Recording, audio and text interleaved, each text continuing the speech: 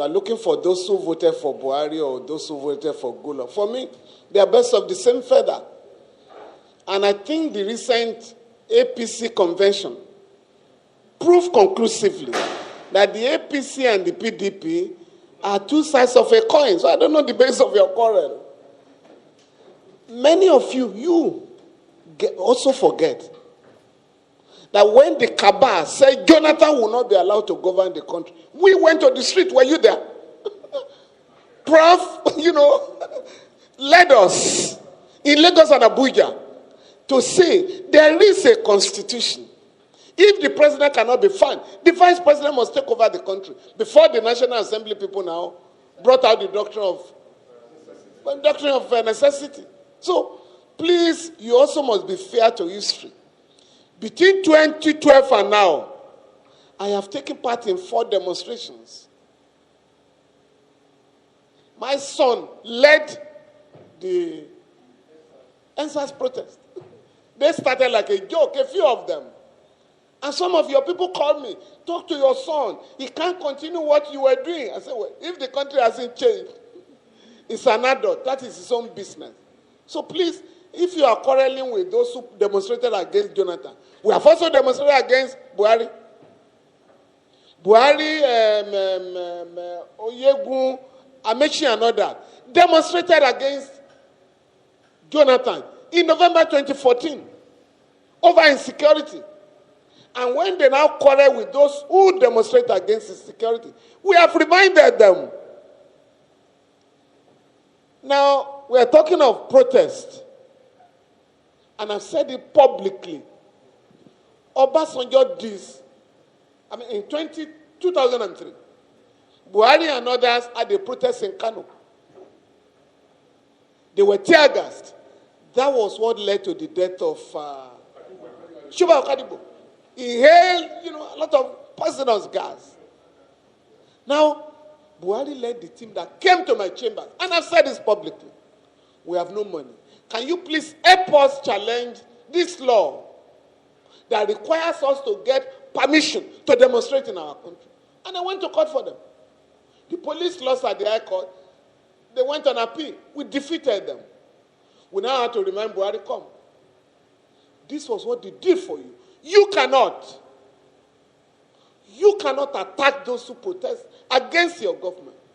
And I can tell you today, by virtue of Section 83 of the Police Act of 2020, it's now stated there. During protest, the police shall provide adequate security. So those are the things we should be talking about. What's my business with choosing between Jonathan and Buhari? And in any case, we are told now that they may end up in the same party. So why are you wasting your time about who voted for Jonathan or who voted for Buhari? Of course, people are bound to vote for political parties of their choice. And I'm a lawyer. You don't come to the public and discuss who did you vote for. It's a personal, private matter. But for those of us who are in the radical, terrain of our politics, there's no way you could have persuaded me to vote for either of them. Buhari detained me. So is that what I should be celebrating in 2015? Buhari detained me in 1984. Not for committing an offense, but for defending fella. How can that be an offense? The fella sang against them. Why can you be his lawyer? So what's your business with that? So please, those who voted for Buhari or who campaigned for, that is their business at the material time. Those who voted for Jonathan, is their constitutional democratic right. But please, leave those of us who are asking Nigerians to reject PDP and APC. Because it's only here. I say, if I vote for Shewore, I will waste my vote. If I vote for Ganifa, I will waste my vote. So it is by voting for a criminal gang that you won't lose your vote. Please. 2023 is ahead of us. And I have challenged you guys in the media. Help us to challenge these candidates. Don't let them talk about religion or their ethnicity.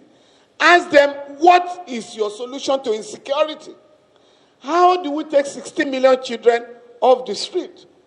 Prophets talking about slavery. How are you going to stop our young people, emigrating. Now, I am taking up a case, if you must know, in the Gambia. We are 55, 59 Africans, including 9 Nigerians. We're going to North Africa, to Europe, via Gambia to North Africa. In 2005, that mad fellow, Yaya Jammeh, killed them, all of them. But we have to pursue the matter. A panel of inquiry has just brought out a report that it was Yaya Jammeh that killed those young people. We are now asking for his trial. The government will come out with his white paper in May. So we are not just limited here. So if somebody says, oh, why are you quarreling with those who are challenging the killers of Bola? I am challenging the killers of Nigerians I never met in the Gambia. Togolese, Ghanaians, 44 of them were Ghanaians. And the last time I was in Accra, I had to go and see the president. Are you just going to allow this thing? You are a senior lawyer, sir. What do we do? He said, we are waiting for the white paper. So please, let us talk of issues as opposed to personalities who have no solutions to the problems confronting the country. If you must know, and this can be painful, for us to know how important this country is. An election took place in the Gambia, and Yaya Jammeh said he was not going to leave. This will surprise you. They flew over the presidential palace. The man ran out of the house and went to hide in a hospital, where he now phoned, I want to hand over. You're talking of the Gambia, talking of Sierra Leone, Liberia. Nigeria restored democracy in those countries. We are now saying in our own country, let us decide to say 2023, we are going to change the course of history. But if you go around looking for those who voted for Buhari in 2014 or 2019 or 2015, you are going to waste a lot of time and divert attention. I'm not part of this, your ethnic agenda. Oh, the enemies of certain part of the country voted for Buhari. No, I couldn't have voted for Buhari anyway. You know, because they were, for me, even those of you who say, oh, these parties are small. Some of us prefer to vote for those candidates. You know, because we also believe you can challenge the status quo. So please, let us now begin this business, you know, of challenging killers of our people, of challenging slave traders in this modern era, of challenging those who are arresting and detaining people and making money every day. You don't know about that? Every police station outside. Weekends, young people are arrested on the street. What do you do? On the street. And you are taken to either SSS, EFCC, and the rest of them. And I have said this publicly. You guys in the media have never joined me. There is no section of the law that allows the SSS to arrest anybody or detain anybody. Please, if you see an SSS official, ask them, please, what section of the law? It's an underground police unit, sir. Branch E. I think it's branch E. E branch, they used to call it. If you get your information, you give it to the police. Because it's an underground organization. You get your information, you give to the police to process. But now they are wearing uniform, wearing mask in a modern society. So please, these are the issues to address. And each of the candidates must be made to respond to these questions. Thank you very much.